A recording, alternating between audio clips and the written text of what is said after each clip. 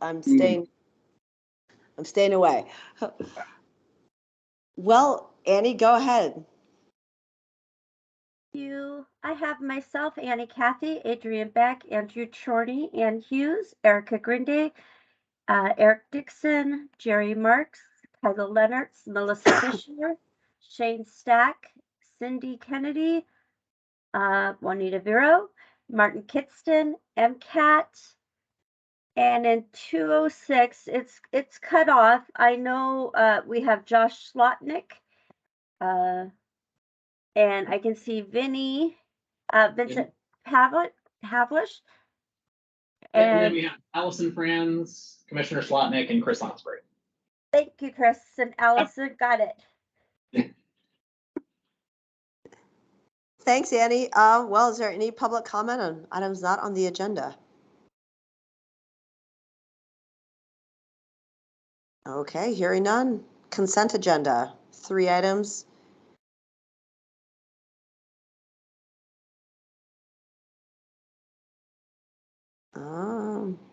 Great to see Buena Vista continuing to move forward. I'm good with saying we should make this consent agenda happen. Okay, second. Any further discussion? All in favor? Aye. Okay, looks like we have amendment to a task order. Eric Dixon. Yes, good morning. So back in November, we signed a task order with HDR. And so we have HDR under a 5-year contract for all work with our water and sewer districts, and each individual project that they complete is identified as a task order. So we signed that task order in November to replace the dosing tank on the septic system in the Lewis and Clark RSID.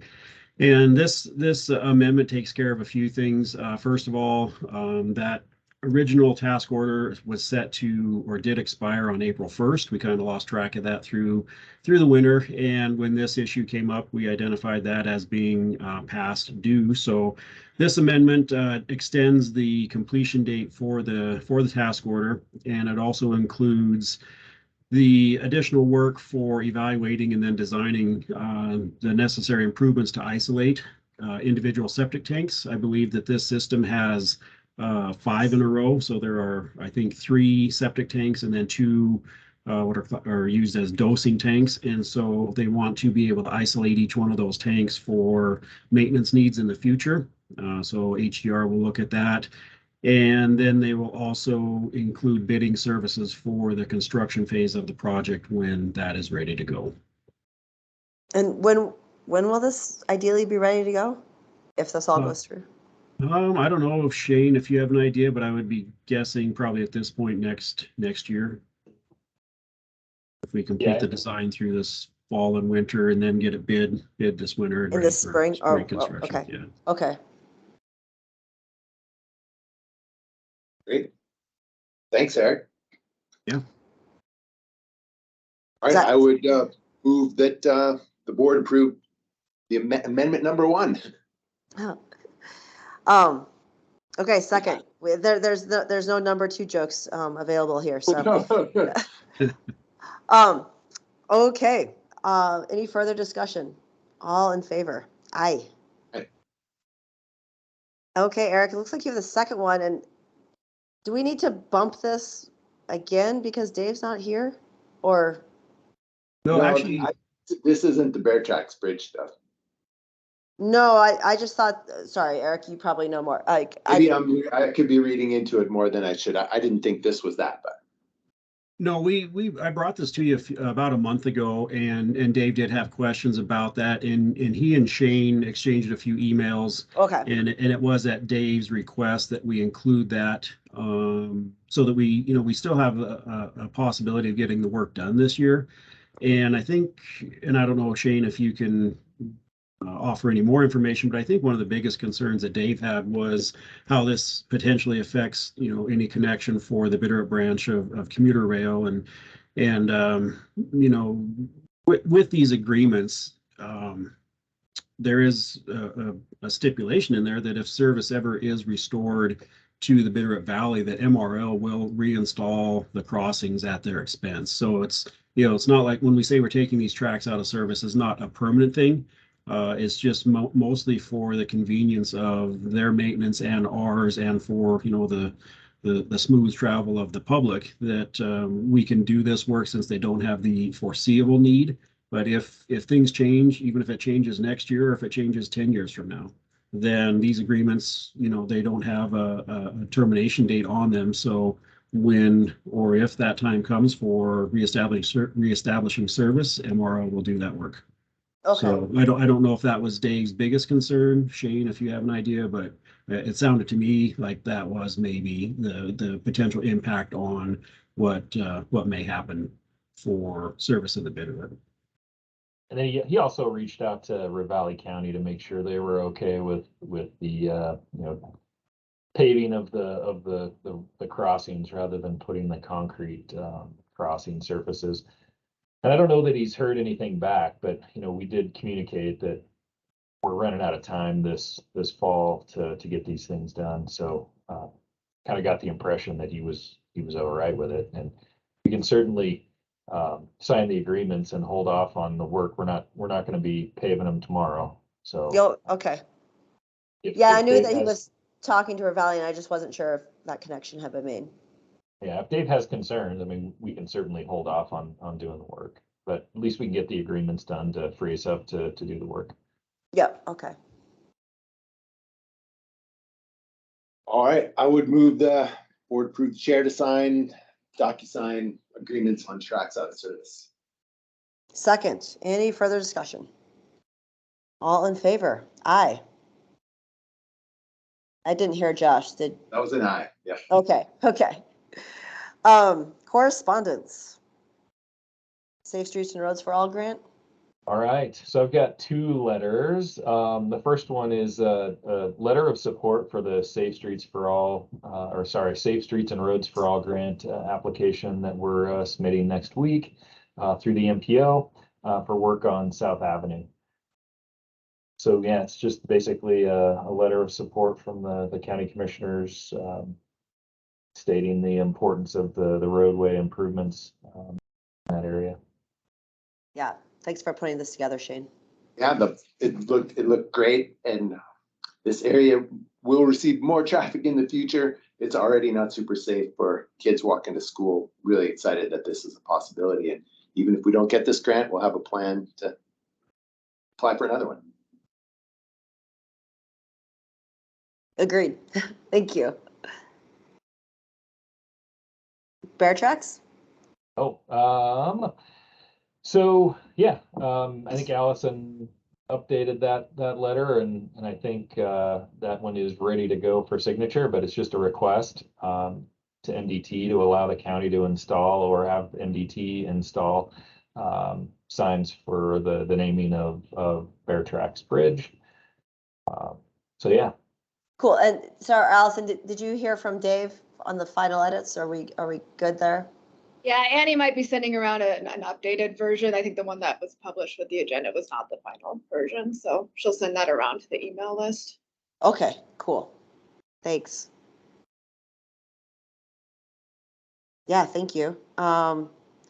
Wildfire or air quality updates.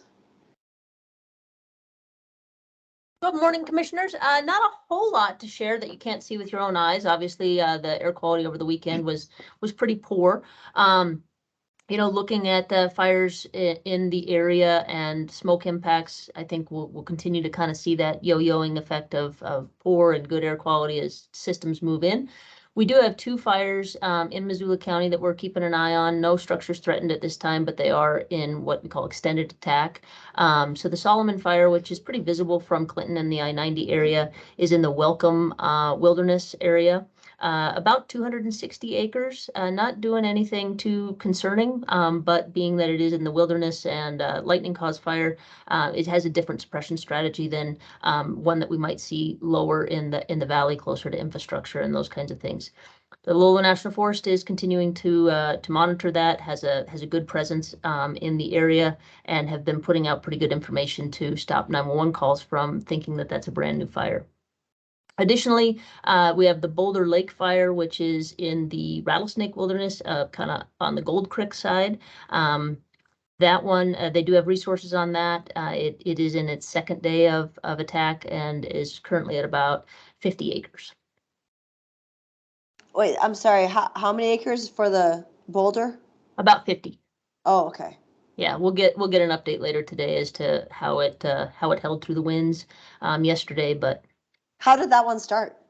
I believe that one was lightning caused as well. Oh, okay. Adrian, is the suppression strategy there different than in Welcome Creek, even though they're both wilderness areas, just because of the proximity to structures, or am I reading into that? No, I think you're right in that it doesn't have as an aggressive of suppression as we would see for something that was potential to threaten structures or anything like that. They do still have resources on scene and they will be suppressing those fires, but it's just not as an aggressive of a strategy.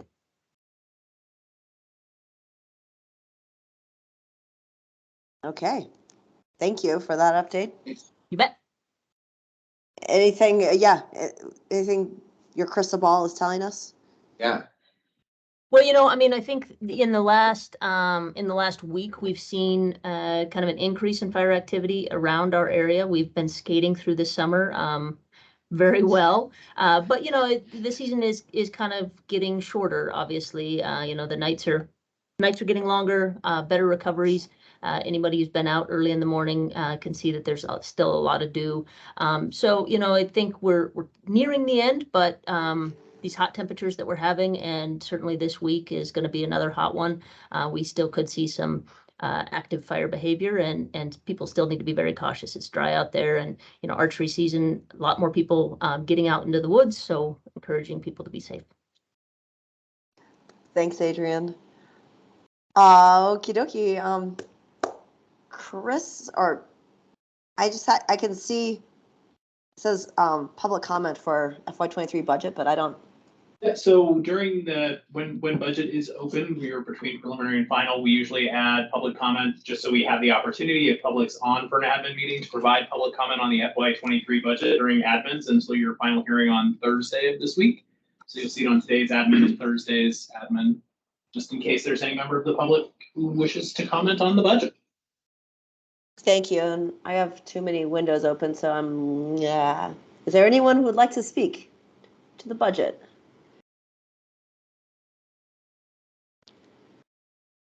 I Not don't see hands being raised. okay. Thank you. Well then, when's our final hearing? This Thursday. This Thursday? Yeah. oh my goodness, this Thursday. I thought it was next Thursday. Wow. This Okay. Thursday, the 8th. And they're Okay. voting to adopt it. this Correct. Thursday, Yes, right? yeah, so we close the public hearing and adopt the FY23 budget based on any Okay. changes you can make based on public comment. Thank you. Okay. Anything else? Not hear anything? Everyone have a great day. 15-minute admin.